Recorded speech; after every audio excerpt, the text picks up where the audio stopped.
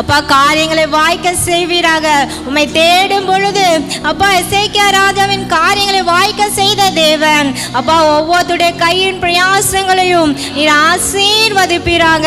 அவங்க என்ன காரியம் செய்தாலும், சிறு தொழில் செய்தாலும், என்ன வேலை செய்தாலும் ஆண்டவரே, எப்பேற்பட்ட காரியமா இருந்தாலும் நீர் அதை ஆசீர்வதிப்பீராக. குறையெல்லாம் கிறிஸ்து இயேசு மகிமையில நிறைவாக்குவேன் சொன்னீரப்பா. அவங்க காரியங்கள் கையிட்டு செய்யும் வேலைகள் எல்லாம் ஆசீர்வதிப்பேன்னு சொன்னீங்களா ஆண்டவரே. உடைய வார்த்தையின்படி நாங்கள் ஜெபிக்கிறோம். அவங்க கையின் பிரயாசங்களை ஆசீர்வதிங்க.